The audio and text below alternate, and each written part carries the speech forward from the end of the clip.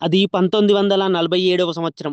భారతదేశం స్వేచ్ఛా వాయువులు పీల్చుకుంటున్న సమయం. కానీ మరొక వైపు దేశ విభజన, రక్తపాతం. అప్పుడే పుట్టిన పాకిస్తాన్ కాశ్మీర్‌ను ఆక్రమించుకోవాలని కుట్ర పన్నింది.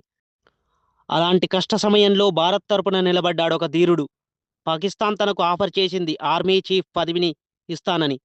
కానీ అంత పెద్ద పదవిని కాలదన్ని మాతృభూమి కోసం ప్రాణాలర్పించిన వీరుడు ఆయనే నౌషేరా కా షేర్ బ్రిగేడియర్ మహమ్మద్ ఉస్మాన్. 1912 జూలై 15న ఉత్తరప్రదేశ్‌లో జన్మించిన ఉస్మాన్ చిన్నప్పటి నుండే క్రమశిక్షణకు మారుపేరు. బ్రిటన్‌లోని ప్రతిష్టాత్మక సాండ్‌హార్స్ అకాడమీలో శిక్షణ పొంది కేవలం 20 ఏళ్ల వయసులోనే అంటే 1932లో ఆర్మీలో చేరారు. రెండవ ప్రపంచ యుద్ధ సమయంలో ఆయన చూపిన ప్రతిభకు కాను అతి తక్కువ కాలంలోనే బ్రిగేడియర్ స్థాయికి ఎదిగారు. బ్రిగేడియర్ అంటే సైన్యంలో ఉన్న ఒక ఉన్నతాధికారి హోదా. అంటే కల్నల్ కంటే ఎక్కువ, మేజర్ జనరల్ కంటే తక్కువ. వీళ్ళను బ్రిగేడియర్ అంటారు. అంటే ఈయన దగ్గర 3000 నుండి 5000 మంది పనిచేస్తారు అన్నమాట. దేశం విడిపోతున్నప్పుడు ముస్లిం అధికారులను పాకిస్తాన్‌కు రమ్మని ఆహ్వానాలు అందాయి. మొహమ్మద్ అలీ జిన్నా అంటే పాకిస్తాన్ దేశ స్థాపకుడు. ఆయన వల్లే పాకిస్తాన్ ఏర్పడింది అన్న విషయం మనందరికీ తెలిసిందే కదా! స్వయంగా ఉస్మాన్‌ను పిలిచి జిన్నా గారు, పాకిస్తాన్ ఆర్మీకి కాబోయే చీఫ్ మీరే అని ఒక ఆశను కూడా చూపారు. దానికి ఉస్మాన్ బదులిస్తూ, నేను పుట్టింది ఈ గడ్డపై, పెరిగింది ఇక్కడే. నేను భారత సైనికుడిగానే చనిపోతాను అని ఆయన ఆ ఆఫర్‌ను సున్నితంగా తిరస్కరించారు.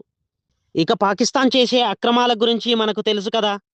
1947 డిసెంబర్‌లో పాక్ ప్రేరేపిత గిరిజనులు సైన్యం దాడి చేసి జుంగార్ ప్రాంతాన్ని ఆక్రమించారు. ఈ జుంగార్ ప్రాంతము జమ్మూ కాశ్మీర్‌లోని రాజౌరి జిల్లాలో నియంత్రణా రేఖకు అతి సమీపంలో ఉంటుంది కాబట్టి జుంగార్‌పై దాడి వ్యూహాత్మకంగా భారత్‌కు పెద్ద దెబ్బ అని చెప్పవచ్చు. మహమ్మద్ ఉస్మాన్ గారు ఈ జుంగర్ ప్రాంతాన్ని తిరిగి గెలుచుకునేంత వరకు పరుపు మీద పడుకోను, నేలపైనే చాప వేసుకొని పడుకుంటానని ఆయన శపథం చేశారు. 1948 ఫిబ్రవరిలో నౌషేరా వద్ద జరిగిన యుద్ధంలో భారత సైన్యం శత్రువుల గుండెల్లో వణుకు పుట్టించింది. ఉస్మాన్ గారి నాయకత్వంలో భారత సైన్యం సుమారు 2000 మంది శత్రువులను హతమార్చింది. ఉస్మాన్ వ్యూహాల ముందు పాక్ బలగాలు ప్రాణాలు అరచేతిలో పెట్టుకొని బ్రతుకు జీవుడా అంటూ పరుగులు పెట్టాయి. ఈ విజయంతో ఆయనకు నౌషేరా కా షేర్ అనే బిరుదు వచ్చింది. మార్చి 1948లో ఆయన తన శపథం నెరవేర్చుకుంటూ జుంగార్ ప్రాంతాన్ని తిరిగి భారత స్వాధీనంలోకి తీసుకొని వచ్చారు.